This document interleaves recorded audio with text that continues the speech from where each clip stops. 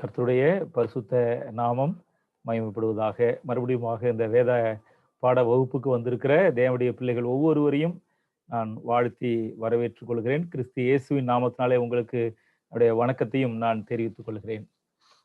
நம்ம என்ன தலைப்பின் கீழாக நம்ம படிச்சுட்டு இருக்கிறோம்னா, தேவன் மனிதனோடு பேசுதல். தேவன் மனிதனோடு எப்படி பேசுறாரு அப்படிங்கிற ஒரு தலைப்பின் கீழே தான் நம்ம என்ன பண்ணிட்டு இருக்கிறோம், இந்த பாடங்களை நம்ம படிச்சுக்கிட்டு இருக்கிறோம். சரி, தேவன் என்ன பண்ணாரு? ஆதாம் ஏவாளோடு பேசினார், தீர்க்கதரிசிகளோடு பேசினார். அதுபோல இன்றைக்கும் நம்மோடு பேசுகிறாரா? எவ்வாறு பேசுகிறார்? இந்த தலைப்புல தான் நம்ம என்ன பண்றோம், நம்ம பார்க்கிறோம். நம்ம எண்ணங்களை நம்ம எப்படிலாம் வெளிப்படுத்துறோம் அப்படின்னா, நம்ம பேசுவதன் மூலமாக நம்ம எண்ணங்களை வெளிப்படுத்துகிறோம். நாம் எழுதுவதின் மூலமாக நம்முடைய எண்ணங்களை மற்றவருக்கு நாம் வெளிப்படுத்த முடியும். அதுபோல செய்கை அல்லது செயல்கள் மூலமாக நம்முடைய எண்ணங்களை நாம் வெளிப்படுத்த முடியும். மற்றவர்கள் மூலமாக, அதாவது நம்முடைய எண்ணங்களை, விருப்பங்களை, கருத்துக்களை நம்ம மற்றவங்கள்ட்ட சொல்லி, அதை என்னுடைய சார்பா நீங்க சொல்லுங்க அப்படின்னு சொல்லி என்ன பண்ணுவாங்க, மற்றவர்கள் மூலமாக நம்முடைய கருத்துக்களை நம்ம என்ன பண்ணுவோம், நம்ம சொல்லுவோம். இந்த பாடம்லாம் நேத்திக்கு நம்ம படிச்சது சரி அவங்களுக்கு. அதனால ஒரு சின்ன திருப்புதல் தான் அந்த பாடத்தை நம்ம பார்த்துக்கிட்டு இருக்கிறோம். உதாரணங்கள், சில சமயம் எதுவுமே பேசாம இருக்கிறது மூலமா இப்படி நம்முடைய எண்ணங்களை மற்றவருக்கு நம்ம என்ன பண்ணிட்டு இருக்கோம், வெளிப்படுத்திக்கிட்டு இருக்கிறோம். அப்ப தேவன் மனிதனோடு என்ன பண்ணாரு, நேரடியாக பேசி கொண்டிருந்தார். ஆதாம் ஏவாளோடு நேரடியாக பேசிக்கிட்டு இருந்தார். அப்ப தன்னுடைய எண்ணங்களை, சித்தத்தை, விருப்பத்தை அவர் வார்த்தையாக மனிதர்களோடு பேசி கொண்டிருந்தார் ஆரம்பத்துல. ஆனா பாவம் வந்ததுக்கு அப்புறம் பாவம் என்ன பண்ணிடுச்சு, ஒரு பெரிய பிளவை ஏற்படுத்தியது. பாவம் தேவனுக்கும் மனுஷனுக்கும் இடையில என்ன பண்ணிடுச்சு, ஒரு பிளவை ஏற்படுத்தியது.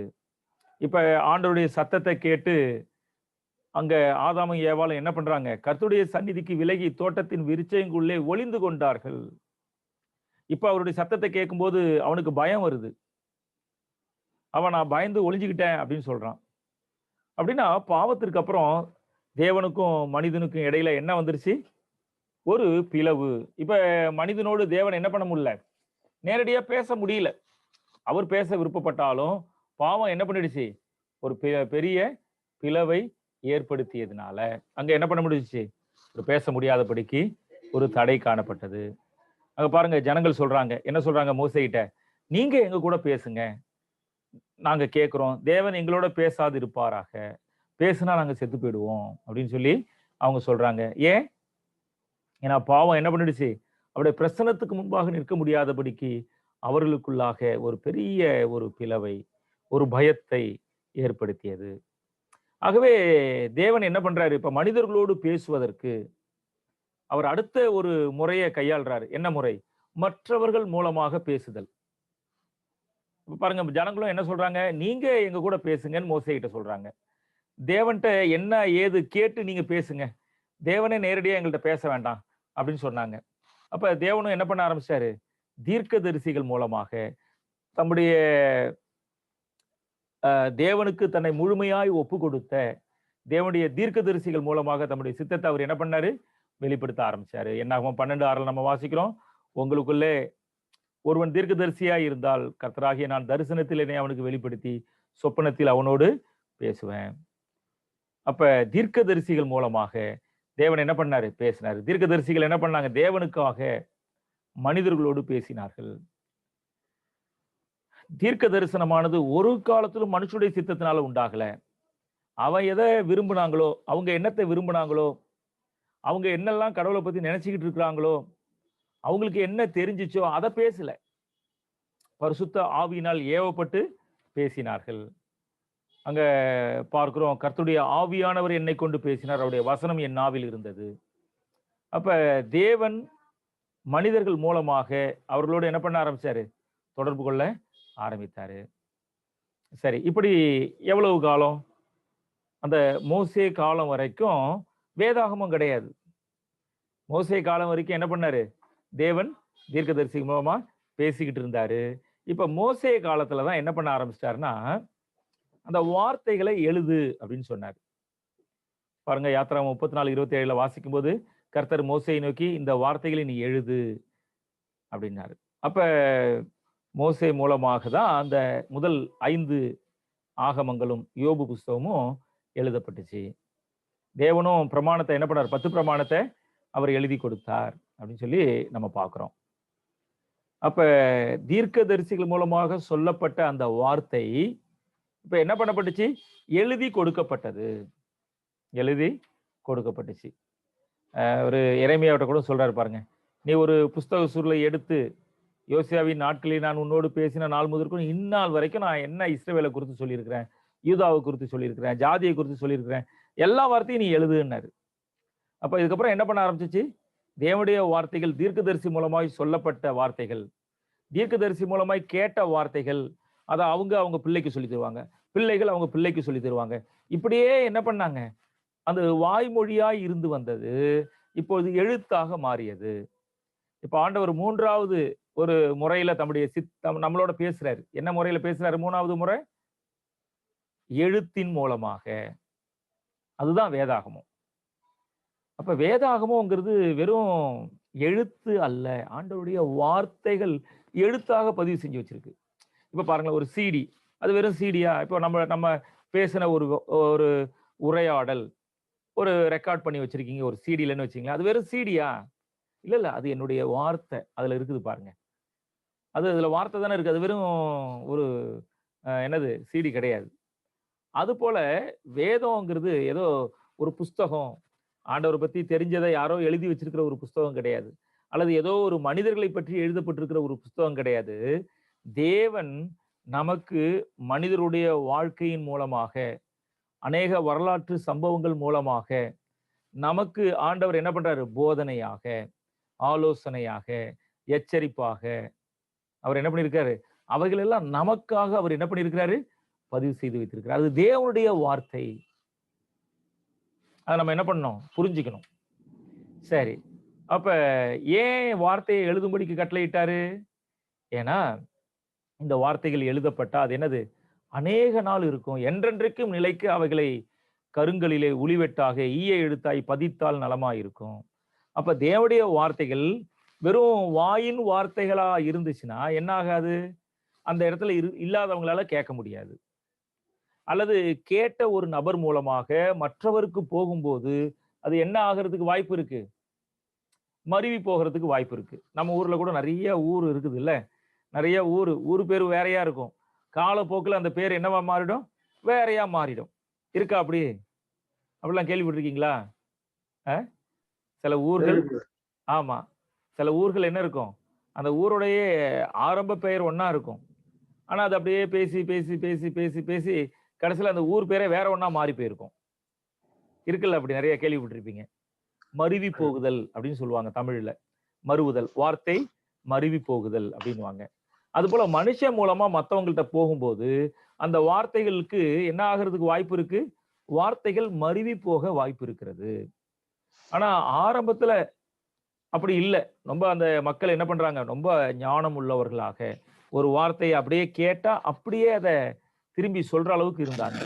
ஆனா இப்ப நமக்கு பாருங்க, காலங்கள் போக போக போக நம்முடைய மூளை என்னன்னா நல்லா பயங்கரமா தான் வேலை செய்யுது. ஆனா இப்ப கூட பாருங்களேன், ஒரு கணக்கு போடுங்க அப்படின்னு சொன்னா ஒரு 25 இன்ட்டு 42 அப்படின்னா உடனே நம்ம எத்தனை பேர் டக்குன்னு சொல்லிடுவோம்? வாய்ப்பாடு. அதை வச்சு எத்தனை பேர் டக்குன்னு கணக்கு சொல்லிடுவோம்? உடனே நம்ம என்ன பண்ணுவோம்? சண்முகம் பிரதர், உங்க இதுல சத்தம் வருது பிரதர், நீங்க மியூட்ல போட்டுங்க. Okay, thank you. அப்ப பாருங்க, ஒரு கணக்கு இப்ப இதுவே ஒரு 20-30 வருஷத்துக்கு முன்னாடி கணக்கு போட சொன்னா எல்லாம் எப்படி போட்டுருவாங்க? டக்குன்னு போட்டுருவாங்க. ஆனா இப்ப பாருங்க, ஒரு கணக்கு போட சொன்னா உடனே செல்போனை எடுங்க அல்லது கால்குலேட்டர் எடுங்க. அப்படிதான், நம்ம இல்லாம கணக்கு போடவே வராது. இவர் என்ன கணக்கு போட்டாலும் அதுக்கப்புறம் ஒரு தடவை கால்குலேட்டர் ஒரு தடவை போட்டு பார்த்துடுறாரு. நம்ம போட்டது சரியா தப்பா, நடக்குதா நடக்கலையா? ஆனா தாத்தா பாட்டி காலத்துல எப்படி கணக்கு போட்டாங்க? அப்ப எப்படின்னா, அப்ப அப்படிப்பட்ட உபகரணங்கள் இல்லாத போது மூளைக்கு நிறைய வேலை கொடுத்தாங்க. மூளை வேலை செஞ்சுச்சு. இப்ப நம்ம மூளைக்கு வேலை கொடுக்கறத காட்டிலும் நம்ம என்ன பண்ணிடுறோம்?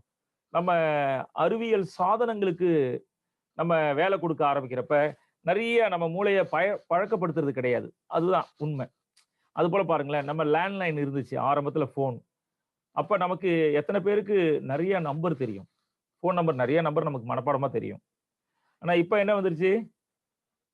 செல்போன் வந்ததுக்கு அப்புறம் நமக்கு அப்படி நிறைய நம்பர்கள் தெரியாது சொல்ல. நமக்கு ஒரு 2, 3 பேர் நம்பர் வேணா நம்ம மனசுல வச்சிருக்கிறோம். அதாவது என்ன சொல்ல வரேன்னா, மூளைய நம்ம பழக்குவிக்கிறோம். அ ஒரு பொருளை சார்ந்து நம்ம போகும்போது, நம்ம மூளைய பயன்படுத்துற பயன்பாடு குறைவாகுது. அதுபோல தான் ஆரம்பத்துல ஆதாம் காலத்திலேருந்து அந்த மோசே காலம் வரைக்கும் அவங்க என்ன பண்ணாங்க? ரொம்ப ஒரு விஷயத்த சொன்னா, அத அப்படியே கேட்டு, அத அப்படியே பிரதிபலிக்கிற அளவுக்கு, சொல்ற அளவுக்கு அவங்க இருந்தாங்க. ஆனா பாத்தீங்கன்னா, அங்க மோசே காலத்துல பார்க்கிறோம். எகிப்துல அடிமையா போனாங்க. அங்க நெறைய விஷயங்கள், பாடுகள், பிரச்சனைகள் நெறைய மனசுக்குள்ளார வந்து போச்சு. இப்ப மனசு என்ன ஆயிடுச்சு? அப்படியே போயிடுச்சு. இப்ப இவங்கள்ட்ட ஒரு வார்த்தை சொன்னா, அந்த வார்த்தை அப்படியே மத்தவங்களுக்கு போகுமான்னா போகாது. அப்ப இவங்களுக்கு எப்பயும் அந்த வார்த்தைகள் நினைவுபடுத்த, எப்பொழுதும் அந்த வார்த்தைகள் அவங்கள வழிநடத்த, என்றென்றைக்கும் நிலைத்து இருக்க, அங்க என்ன தேவைப்படுது? அந்த வார்த்தைகள் எழுத்தாக எழுத வேண்டியிருந்தது. ஆகவே தான் அவர் என்ன பண்ணாரு? எழுத்தா அவர் கொடுத்தாரு. அப்ப எழுதப்பட்ட வார்த்தைகள், அதுக்கப்புறம் எழுதப்பட்ட வார்த்தைகள் என்ன பண்ணணும்? என்னன்னைக்கும் நிலைச்சிருக்கணும். அப்படின்னா என்ன பண்றது? ஈய எழுத்தால் பதித்தால் நலமாயிருக்கும். அதாவது ஈய எழுத்தால்னா அச்சு இயந்திரமாக உருவாக்கப்பட்டால் நலமாயிருக்கும். அப்படிதான் அவரு யோபு சொன்னத, அந்த வார்த்தையிலிருந்து தான் என்னது அச்சு இயந்திரமே கண்டுபிடிச்சாங்க. சரி, ஓகே. அப்ப பாருங்க, எழுத்துக்கள் இன்னைக்கு எழுதின எழுத்துக்கள் என்ன ஆகுது? ஒரு புஸ்தகத்திலயோ, ஒரு தோல் சுருள்லயோ எழுதுனா எவ்வளவு நாளைக்கு இருக்கும்?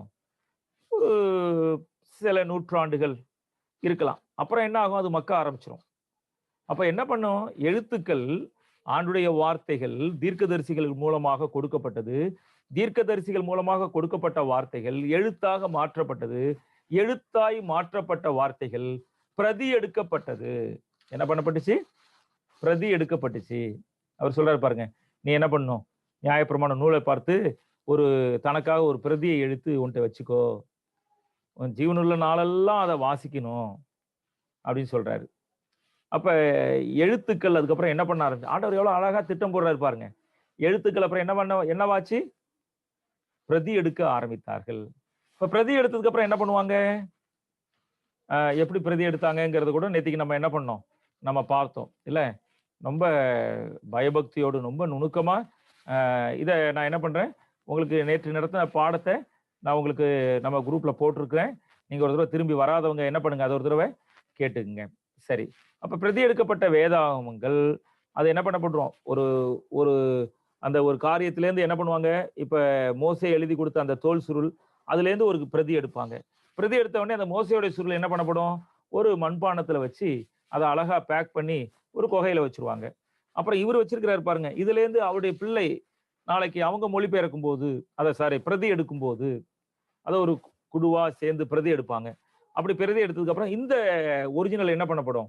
அது இதே போல மண்பாண்டத்துல வச்சு அது பாதுகாக்கப்படும். அவர் சொல்றாரு பாருங்க. என்ன சொல்றாரு? எரேமியா 32:14ல இஸ்ரவேல் தேவனாகிய சேனைகளின் கர்த்தர் சொல்லுகிறது என்னவென்றால், நீ முத்திரை போடப்பட்ட கிரயப்பத்திரமும் திறந்திருக்கிற பிரதிபத்திரமுமாகிய இந்த சாசனங்களை வாங்கி, அவைகள் அநேக நாள் இருக்கும்படிக்கு அவைகளை ஒரு மண்பாண்டத்துல வை. அப்ப பிரதிகள் என்ன பண்ணப்பட்டுச்சு? எடுக்கப்பட்டதுக்கு அப்புறம், அதனுடைய உண்மையான நகல் என்ன பண்ணப்பட்டுச்சு? அது ஒரு மண்பானைய போட்டு மூடி ஒரு குகையில வச்சுருவாங்க. இப்படி நூற்றாண்டுகள், நூற்றாண்டுகளாக, காலகாலமாக எடுக்கப்பட்ட பிரதிகள் என்ன பண்ணப்பட்டுச்சு? பத்திரப்படுத்தப்பட்டது. இப்படி பத்திரப்படுத்தப்பட்ட அ காரியங்கள் தான் என்ன பண்ணுச்சு? அது கும்ரான் அப்படிங்கிற ஒரு குகையில அது என்ன பண்ணுச்சு? கிடைத்தது. அப்ப அந்த பிரதிகள் எல்லாம் எடுத்து ஆராய்ந்து பார்க்குறாங்க. அந்த பிரதிகள் எல்லாம் எடுத்து ஆராய்ந்து பார்த்தபோது, இப்போது நாம் வைத்திருக்கிற வேதாகமம், அந்த பிரதிகளுக்குள்ளார ஒப்பிட்டு பார்க்குறாங்க. அந்த பிரதிகள் எல்லாம் ஒத்து இருக்கிறது. அந்த பிரதிகளையும் இன்னைக்கு நம்ம வச்சிருக்கிற வேதாத்தையும் ஒத்து பார்க்கும்போது, மிக சிறிய குறைவான வேற்றுமையை தவிர, மத்தபடி என்ன இருக்கு? அப்படியே இருக்குது. இந்த சின்ன வேற்றுமை கூட மொழிபெயர்ப்பு. மொழிபெயர்ப்புனா, அதாவது மொழிபெயர்க்கும்போது அந்த வார்த்தைகள் அதுக்கு 4 வார்த்தை இருக்கும். அதுல இவங்க என்ன பண்றாங்க? இந்த வார்த்தை அல்லது இந்த வார்த்தைன்னு போடுற அந்த விஷயத்துல என்ன இருக்கு? சில விஷயங்கள்ல சின்ன வேற்றுமை. அவ்வளவுதான். மத்தபடி என்னது? கருத்து அல்லது ஒரு சத்தியம் மாறி போற அளவுக்கு இல்ல.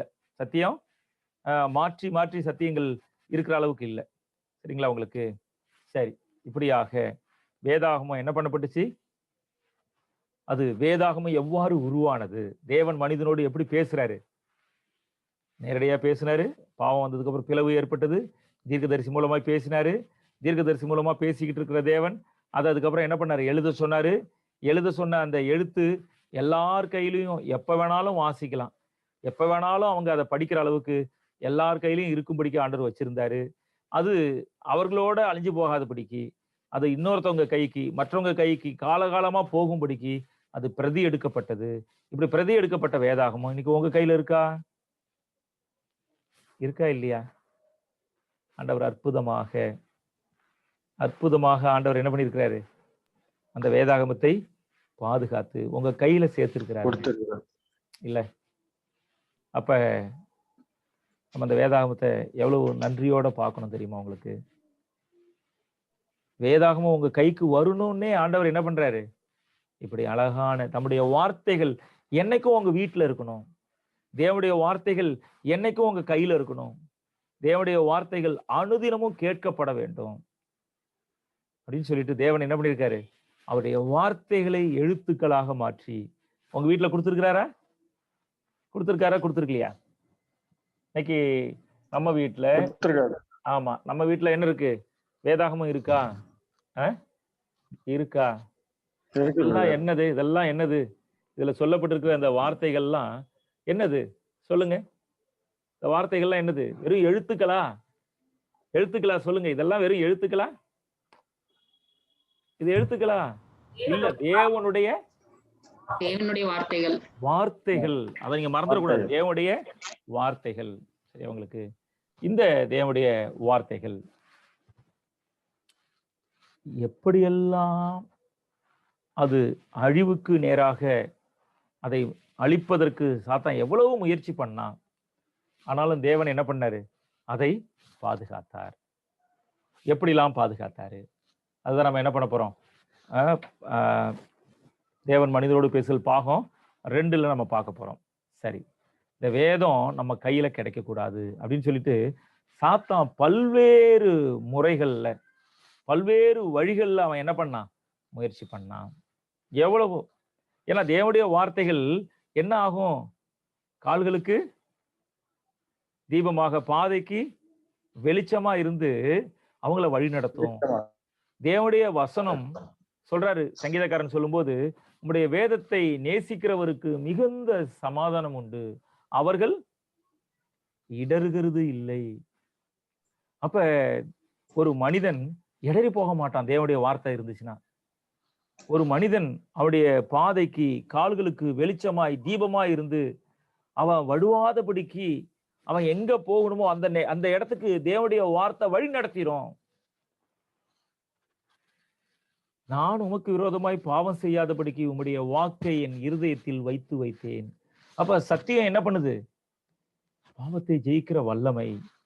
சத்தியம் என்ன பண்ணுது, அவங்கள உம்முடைய சத்தியத்தினாலே, வசனத்தினாலே அவர்களை பரிசுத்தமாக்கும். உம்முடைய வசனமே சத்தியம், சத்தியத்தை அறிவுகள் சத்தியம் உங்களை விடுதலையாக்கும்.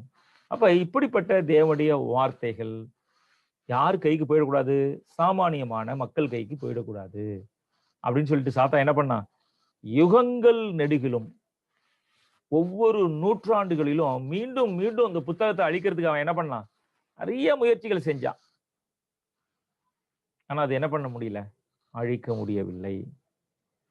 அந்த வேதத்தை அழிப்பதற்கான எத்தனை உபத்திரவங்கள், எத்தனை மரணங்கள், எவ்வளவு தந்திரங்கள், எவ்வளவு சதிமோசங்கள், எவ்வளவோ செஞ்சாலும் என்ன பண்ண முடியல, வேதாகமத்தை இன்னைய வரைக்கும் என்ன பண்ணவே முடியல, அழிக்க முடியவில்லை.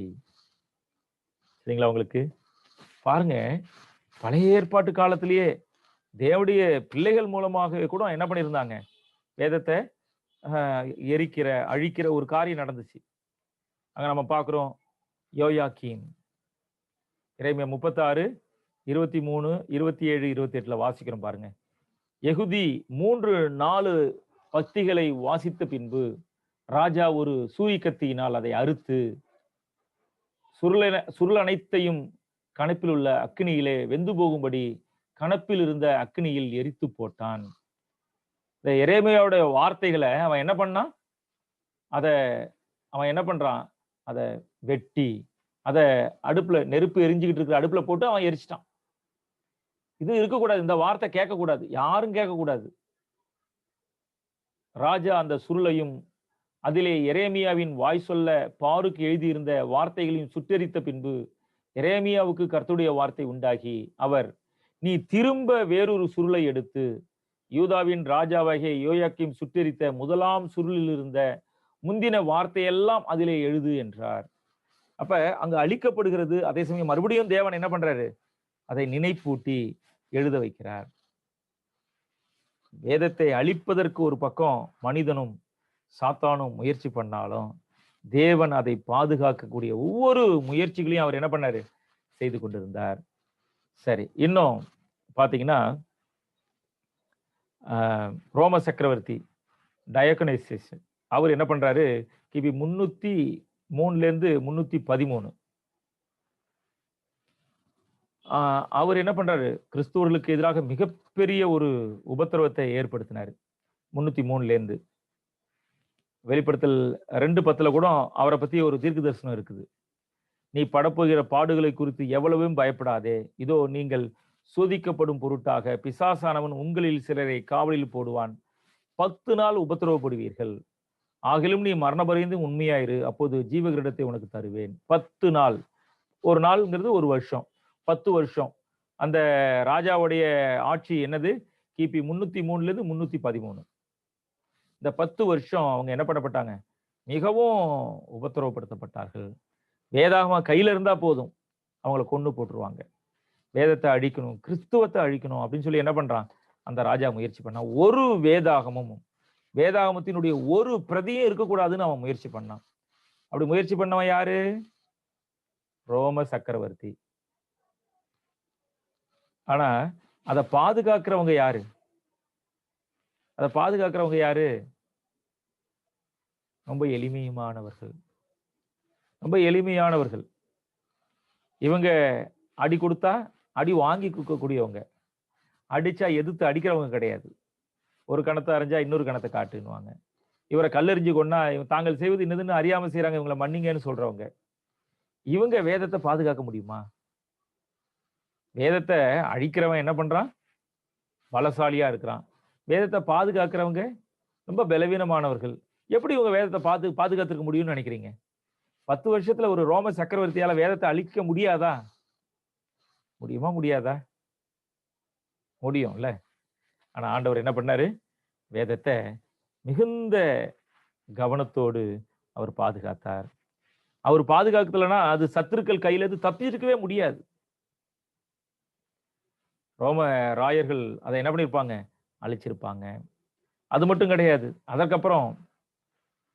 அதற்கப்புறம் பாத்தீங்கன்னா வேதத்தை எதிர்த்து அழிக்க முடியல அப்படின்னதுக்கு அப்புறம் 313க்கு அப்புறம் கான்ஸ்டாண்டைன் வந்தாரு.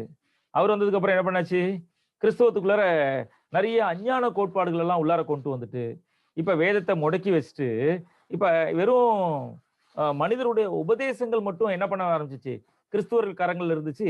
வேதாகமும் கிறிஸ்துவர்கள் இருந்தாங்க, ஆனா வேதாகமும் என்ன பண்ணப்பட்டுச்சு, மூடி வைக்கப்பட்டது. எப்படியாவது வேதாகமத்தை மக்கள் மறந்துடணும், வேதத்தை படிக்க கூடாது அப்படின்னு சொல்லி என்ன பண்ணுச்சு, அங்க மறுபடியும் ஒரு தந்திரத்தின் மூலமாக வேதாகமம் என்ன பண்ணப்பட்டுச்சு, முடக்கப்பட்டது. வேதாகமத்தினுடைய அநேக வார்த்தைகள் மாற்றப்பட்டது. என்னென்னமோ பண்ணாங்க, மொழிபெயர்ப்புன்னு அவங்க ஒரு மொழிபெயர்ப்பு வச்சு என்னென்னமோ மாத்தினாங்க. சரியா உங்களுக்கு? அப்ப உண்மையான வேதாகமத்தை வச்சிருக்கிறவங்கள அவங்களும் அழிச்சாங்க.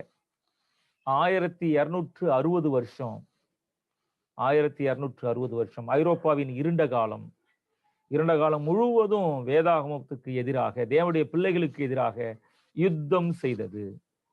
வெளிப்படுத்தல இதை பத்தி தீர்க்க தரிசனங்கள் சொல்லப்பட்டிருக்கு. எப்படி 10 நாள் உபத்திரவப்படுவாங்கன்னு சொல்லியிருக்கோ அது போல 1260 நாள், காலங்கள் அரை காலம், 42 மாதம், இப்படி என்ன பண்ணியிருக்கிறாங்க, அந்த வேதம் தேவனுடைய பிள்ளைகள் எவ்வளவாய் நொறுக்கப்பட்டார்கள், சின்ன கொம்பால உபத்திரவப்படுத்தப்பட்டாங்க. போப்பு மார்க்கத்தின் மூலமாக அவர்கள் எவ்வளவாக அவர்கள் என்னப்பட்டாங்க நொறுக்கப்பட்டாங்கிற வரலாறு பதிவு செய்யப்பட்டிருக்கு வெளிப்படுத்தல் 12. இது சரித்திர உண்மை. நீங்க வேதத்துல நீங்க என்னது நீங்க ஆரஞ்சு பார்த்தீங்கன்னா தெரியும். இருண்ட காலம், ஐரோப்பாவோட இருண்ட காலம். அப்ப கிபி 4ஆம் நூற்றாண்டுல என்ன சட்டமாவே போடப்பட்டிருந்துச்சு 4ஆம் நூற்றாண்டுல? பொதுமக்கள் வேதத்த வாசிக்க கூடாது. அப்ப அவங்க என்ன பண்ணிடணும்? வேதாகமத்த வாசிக்க கூடாதுங்கிற அதிகாரப்பூர்வமான சட்டம் அங்க என்ன பண்ணப்பட்டுருந்துச்சு? பிறப்பிக்கப்பட்டிருந்தது. ஆகவே வேதத்தை வாசிக்க கூடாது மட்டும் இல்ல, வேதம் கையில வச்சிருக்க கூடாது.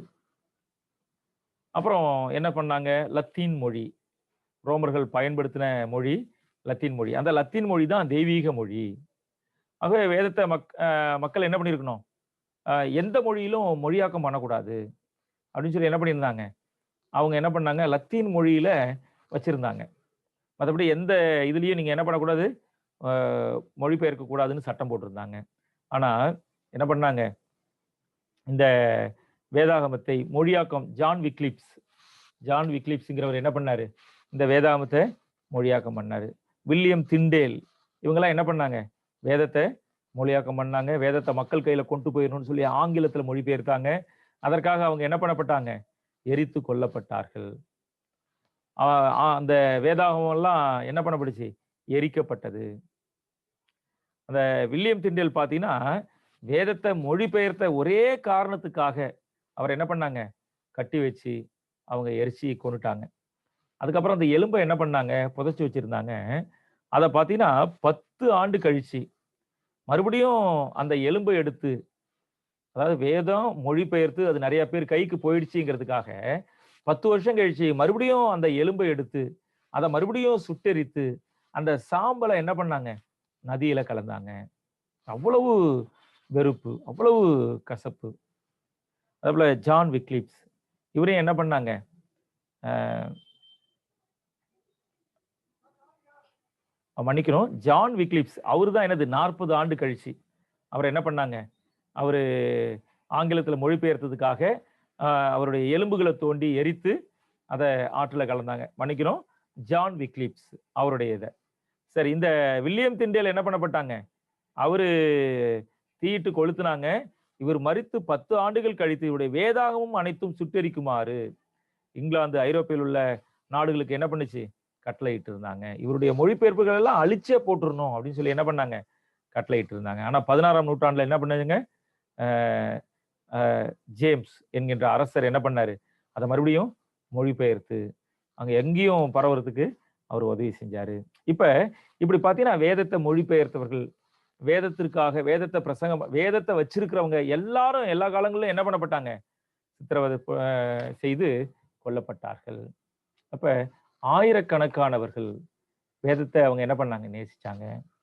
பாருங்க மார்ட்டின் லூதர் என்ன பண்ணாருன்னா, அவரு பாதிரியாரா இருக்காரு. அவர் கையில வேதாகமம் இல்ல. அவரு நூலகத்துல போப்பாரு. நூலகத்துல போகும்போது பார்த்தீங்கன்னா, ஒரு பெரிய வேதாகமம் என்ன பண்ணப்பட்டிருக்கும்? அது பூட்டி வைக்கப்பட்டிருந்துச்சு. இவரு அத போய் திறந்து அத வாசிப்பாரு.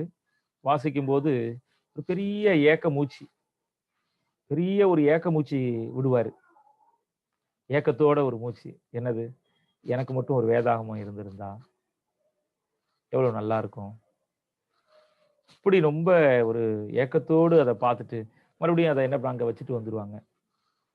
பாருங்க, அப்படி அந்த சீர்திருத்தவாதிகள் வேதத்தின் பேர்ல அவ்வளவு ஒரு மதிப்பையும், மரியாதையும், அன்பும் அதை அவருடைய தியானமுமாக வைத்திருந்தார்கள். அப்ப ஆயிரக்கணக்கானவர்கள் வேதத்திற்காக தங்களுடைய ஜீவனை கொடுத்தார்கள். அவங்க தன்னுடைய மரணத்திற்கு மத்தியிலும் அதை பிரதி எடுத்து அடுத்த தலைமுறைக்காக அவர்கள் என்ன பண்ணாங்க? பாதுகாத்தாங்க. அதற்காக ஜீவன கொடுத்தாங்க. அவங்க கொலை செய்யப்பட்டாங்க, நாடு கடத்தப்பட்டார்கள், குடும்பங்களை இழந்தாங்க. ஆனாலும் அவங்க என்ன பண்ணாங்க? தங்களுடைய ரத்தத்தை சிந்தி, தங்களுடைய துன்பங்களுக்கு மத்தியில வேதத்தை அவங்க என்ன பண்ணாங்க? பாதுகாத்தாங்க. சபையோ, அரசாங்கமோ தடுத்து நிறுத்த முடியாத அளவுக்கு அவங்க என்ன பண்ணாங்க? அந்த வேதாகமம் பிரதி எடுக்கப்பட்டது. ஒருவரிடத்திலிருந்து மற்றவருக்கு கொடுக்கப்பட்டது. இப்படி நெறைய பரவிக்கிட்டே இருந்துச்சு. 18ஆம் நூற்றாண்டு, 17ஆம் நூற்றாண்டுலலாம் பார்த்தீங்கன்னா, வேதம் இன்னொரு விதத்துல அதை எதிர்க்க ஆரம்பிச்சாங்க. எப்படின்னா, அ அதாவது நார்த்தீக கொள்கை மூலமாக என்ன பண்ண ஆரம்பிச்சுட்டாங்க? வேதத்தை எதிர்க்க ஆரம்பிச்சாங்க. என்ன? டார்வின் சொல்றாரு, குரங்குல இருந்தாப்பா மனுஷன் வந்தான். அப்ப வேதம் மனுஷன் தேவசாயலா உண்டாக்கப்பட்டிருக்காருன்னு சொல்லியிருக்கே. இல்ல. பாருங்க குரங்குலேருந்து வந்தாங்க. அறிவியல் பூர்வமா நாங்க நிரூபிக்கிறோம். இன்னும் நிரூபிக்கவே இல்ல. அது அடுத்தது. அது யூகம் அவ்வளவுதான். அது நிரூபிக்கப்படவில்லை. அப்ப என்ன பண்ண ஆரம்பிச்சாங்க? ஓ! இப்ப வேதம் இதுவரைக்கும் நம்ம நம்பிட்டு இருந்ததெல்லாம் வேதம் ஒரு கட்டுக்கதையா? அது கட்டுக்கதை, கட்டுக்கதை. அப்படி என்ன பண்ண ஆரம்பிச்சுச்சு? உலகம் முழுவதும் பரவியது. வேதாகமம் பாருங்க, இன்னும் கொஞ்ச நாள்ல அழிஞ்சு போயிடும். வேதாகமம்னு ஒண்ணு இல்லன்னு சொல்லிடுவாங்க. வேதாகமம் அப்படின்னு ஒண்ணு இருந்துச்சு அப்படின்னு சொல்லுவாங்க. அப்படிலாம் யோசிச்சாங்க. ஆனா வேதாகமம் என்ன பண்ணுச்சு? அழிக்கப்படவில்லை. இன்னும் நெறைய நாத்திகவாதிகள் எழும்பி வேதத்துக்கு விரோதமா நெறைய விஷயத்த சந்தேகத்தை எழுப்பி விட்டாங்க. வேதத்தை அழிப்பதற்காக. ஆனா வேதம் என்ன பண்ணப்பட்டுச்சு? பாதுகாக்கப்பட்டது. இன்னும் பார்த்தீங்கன்னா, புவியியல் வல்லுனர்கள், "எப்பா வேதத்துல சொல்லியிருக்கிற இப்படி பட்டணம்னு ஒண்ணு கிடையாதுப்பா. வேதத்துல சொல்லப்பட்டிருக்கிற இந்த இடம் இல்ல. இது இல்ல, அது இல்லன்னு" சொல்லி என்ன பண்றாங்க? புவியியல் ஆராய்ச்சின்னு சொல்லிட்டு நெறைய விஷயத்துல என்ன பண்ணாங்க? வேதத்துக்கு எதிராக என்ன பண்ணாங்க? பிரச்சாரம் பண்ணாங்க. ஆனா, அதே காலங்கள்ல என்ன பண்ணாங்க? வேதத்தில் சொல்லப்பட்டிருக்கிற அந்த பட்டணம் இருப்பதற்கான ஆதாரங்கள், அதெல்லாம் கிடைக்க ஆரம்பிச்சப்ப, அவர்களுடைய வாய்கள் மூடியது. வேதத்துக்கு எதிராக எவ்வளவு பெரிய யுத்தம்! மிகப்பெரிய யுத்தங்கள் எல்லாம் வேதத்துக்கு விரோதமாக நடந் நடந்திருக்கிறது. ஆனாலும் ஆண்டவர் வேதத்தை பாதுகாத்தார். இந்த வேதம் உங்க கையில இருக்கிறதற்காக எத்தனையோ கோடி, கோடி மக்கள் தன்னுடைய ஜீவனை கொடுத்தார்கள். அப்படியாக பாதுகாக்கப்பட்ட வேதாகமும் இன்றைக்கு உங்கள் கைகள்ல இருக்கிறது. பாருங்க ஆண்டவர் சொல்றாரு, "வானமும் பூமியும் ஒழிந்து போகும். என் வார்த்தைகளோ ஒழிந்து போவதில்லை." ஒழிஞ்சு போச்சா? ஒழிஞ்சு போகவே இல்ல பாருங்க. புல் உலர்ந்தது, அதின் பூவும் உதிர்ந்தது. கர்த்தருடைய வசனமோ என்றென்றைக்கும் நிலைத்திருக்கும். கர்த்தருடைய வசனம் என்னைக்கும் நிலைச்சுக்கிட்டு இருக்குங்க. இந்த வேதத்தை அழிக்க எண்ணியவர்கள் எல்லாம் அழிந்து போனார்கள். ஏன்னா வேதம் என்ன பண்ணல? அழியல. வேதத்த அழிக்க முடியுமா? இன்றைக்கு உலகத்திலேயே அதிக அச்சடிக்கப்படுகிற புஸ்தகம் வேதாகமம். இன்றைய உலகத்திலேயே அநேக மொழிகள்ல மொழிபெயர்க்கப்பட்ட ஒரு புஸ்தகம் வேதாகமம். திரும்ப, திரும்ப, திரும்ப அநேகரால் வாசிக்கப்படுகிற ஒரு புஸ்தகம் வேதாகமம். சிறுவர் முதல் வயது முதிர்ந்தவர் வரை படிக்க தங்களை ஒப்புக் கொடுக்கிற ஒரு புஸ்தகம் என்னது? வேதாகமம். சின்ன பிள்ளைங்கள்லேருந்து வயசானவங்க வரைக்கும். எல்லா நாட்டினருக்கும் தேவையான ஆலோசனைகளை கொடுக்கக்கூடிய ஒரு புஸ்தகம். சில புஸ்தகம் அந்த நாட்டுக்கு தான், அந்த கலாச்சாரத்துக்கு தான். அப்படிலாம் கிடையாது. எல்லா கலாச்சாரத்துல இருக்கிறவங்களுக்கும் வேதாகமம் என்ன பண்ணுது? நல்ல ஆலோசனைகளை கொடுத்து ரட்சிப்பதற்கு வழிநடத்தக்கூடியதாக இருக்கிறது. ஆமா, அப்படிப்பட்ட வேதாகமம் பல சோதனைகளை கடந்து, பல நபர்களுடைய ரத்தம் சிந்தப்பட்டு, அநேகருடைய தியாகத்தினாலும், உழைப்பினாலும், வேதனைக்கு மத்தியில வெளிவந்த இந்த வேதாகமம் நம்முடைய கைகளில் ஆண்டவர் கொடுத்திருக்கிறார். நம்ம கையில வேதாகமம் என்ன பண்ணப்பட்டிருக்கு? கொடுக்கப்பட்டிருக்கிறது. அப்படி என்றால், இந்த வேதத்தை நாம் எவ்வளவாய் நேசிக்கிறோம்? எப்படி ஒரு 10 மாதம் தவிப்புல வெளிவந்த குழந்தைய நம்ம என்ன பண்ணுவாங்க? ஒரு தாய், என்னுடைய ரத்தம், என்னுடைய தகப்பன், தாய், என்னுடைய ரத்தம்னு சொல்லி என்ன பண்றாங்க? அந்த குழந்தைக்காக தன்னுடைய வாழ்நாள் முழுவதையும் அர்ப்பணிக்கிறாங்க. அந்த குழந்தை தான் அவங்களுடைய வாழ்க்கை. அவங்களுடைய இலக்கு, அவங்களுடைய லட்சியம், அவங்களுடைய உழைப்பு எல்லாம் அந்த பிள்ளைக்காக. இல்ல? அப்படி என்றால், அநேக வருடங்களாக பிரசவ வேதனை அடைந்து, நம்முடைய கையில இந்த வேதாகமம் என்ன பண்ணியிருக்கு? வந்திருக்கிறது, வந்து பிறந்திருக்கிறது. என்றால் இந்த வேதத்தை நாம் எவ்வளவாய் நேசிக்கிறோம்? இந்த வேதம் தேவனுடைய வார்த்தை. தேவனுடைய வார்த்தை, அது நம்முடைய கையில இருக்கணுங்கிறதுக்காக ஆண்டவர் என்ன பண்றாரு? பிரியப்படுறாரு. அப்ப இந்த வேதத்த நம்ம எவ்வளவு நேசிக்கணும்? அத வாசிக்க நம்ம என்ன பண்ணணும்? நம்முடைய நேரங்கள நம்ம என்ன பண்ணியே ஆகணும்? தியாகம் செய்யணும்ல. வேற ஒண்ணும் தியாகம் பண்ண வேண்டாம். அத பாதுகாக்கிற பொறுப்பு கூட இப்ப உங்க கையில இல்ல. நம்ம போய் வேதத்த பாதுகாக்கணும்னு இல்ல. இப்ப வேதம் அழகா எல்லா இடத்துலயும் இருக்குது. செல்போன் முதல் எல்லா விதத்திலயும் ஆடியோவா கேட்கலாம். இல்ல எல்லா விதத்திலயும் வந்து போச்சு. ஆனா அத இப்ப நம்ம கேட்காத அளவுக்கு, கையில தான் இருக்கும். ஆனா படிக்காத அளவுக்கு செஞ்சுகிட்டு இருக்கிறானா? அ பாருங்க, இவைகளெல்லாம் திஷ்டாந்தங்களாக அவர்களுக்கு சம்பவித்தது. உலகத்தின் முடிவு காலத்துல நமக்கு எச்சரிப்பு உண்டாகும்படிக்கு எழுதப்பட்டு இருக்கிறது. யாருக்காக வேதாகமும், குறிப்பாக யாருக்காக இந்த வேதாகமும் எழுதப்பட்டிருக்கிறது? யாருக்காக இந்த வேதாகமும் பாதுகாக்கப்பட்டிருக்கிறது? பின் சந்ததிக்காக இது எழுதப்படும். அந்த பின் சந்ததி யாரு? உலகத்தின் முடிவு காலத்தில் உள்ள நமக்காக. அப்ப வேதத்தில் இருக்கிற ஒவ்வொரு காரியமும் யாருக்காக பதிவு செய்யப்பட்டிருக்கிறது? யாருக்காக பாதுகாக்கப்பட்டிருக்கிறது? முடிவு காலத்தில் உள்ள உங்களுக்காகவும் எனக்காகவும். அப்படின்னா முற்பிதாக்களின் வாழ்க்கையின் அனுபவத்தின் மூலமாக பாடங்களை கற்றுக்கொள்ள, முடிவு காலத்தில் இருக்கிற நமக்கு எச்சரிப்பாக இந்த வேதாகமத்தை ஆண்டவர் என்ன பண்ணியிருக்காரு? வச்சிருக்கிறாரு. ஆகவே வேதத்தை நாம் வாசிப்பது மூலமாக தேவன் இன்றைக்கு நம்மோடு பேசுகிற அந்த அனுபவத்தை நம்ம என்ன பண்ண முடியும்? பெற்றுக்கொள்ள முடியும். வேதம் மறுபடியும் தேவனோடு தொடர்பு கொள்கிற ஒரு ஸ்லாக்கியத்தை நமக்கு பெற்று தருகிறது. அப்ப தேவன் மனிதனோடு பேசுதல். எப்படி பேசுறாரு? வேதத்தின் மூலமாக பேசுகிறார். அப்ப வேதத்தை வாசிக்கும் போதெல்லாம் நம்ம என்ன பண்ணோம்? தேவனுடைய வார்த்தையை கேட்கிறோம், எழுத்தாக கேட்கிறோம். அவ்வளவுதான். எத்தனை பேர் தேவனுடைய வார்த்தையும் அவருடைய சித்தத்தையும் வேதத்தை வாசிப்பதன் மூலம் பெற்றுக்கொள்ள விருப்பப்படுகிறீர்கள்? எத்தனை பேர் விருப்பப்படுறீங்க?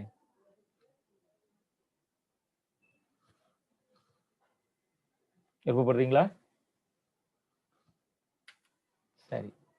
அப்படின்னா நம்ம என்ன பண்ணுவோம்? தொடர்ந்து இந்த வேத பாட வகுப்புக்கு வாங்க. நம்ம என்ன பண்ணுவோம்? தேவனுடைய மகத்துவங்களை நம்ம படிப்போம். சரி, நாளைக்கு என்ன நம்ம படிக்க போறோம் அப்படின்னா, வேதம் நமக்காக கொடுத்திருக்கிறாரு, நம்ம கையில கொடுத்திருக்கிறாரு. அப்படிப்பட்ட வேதத்தை ஏன் அனைவராலும் வாசித்து புரிந்து கொள்ள முடியறது இல்லை? வேதத்தை நமக்காக தான் எழுதி கொடுத்தாரு, தீர்க்கதரிசி மூலமா கொடுத்தாருன்னு நம்ம பார்க்கிறோம். இவ்வளவு பாதுகாத்து நம்ம கைக்கு வந்த வேதாகமத்தை நம்ம வாசிச்சா என்ன பண்ண முடியல? விளங்கிக் கொள்ள முடிகிறது இல்லை. ஏன்? ஏன் முடியறது இல்லை? நம்ம என்ன பண்ணுவோம்? நாளைக்கு நம்ம படிப்போம். ஏன் வேதத்தை வாசித்து விளங்கிக் கொள்ள முடியவில்லை, அல்லது எவ்வாறு வாசித்து விளங்கிக் கொள்வது, இதுதான் நம்ம என்ன பண்ண போறோம்? நாளைக்கு படிக்க போறோம். கர்த்தர் தாமே இந்த வேத பாடத்தை ஆசீர்வதித்து தருவாராக. ஆமென்.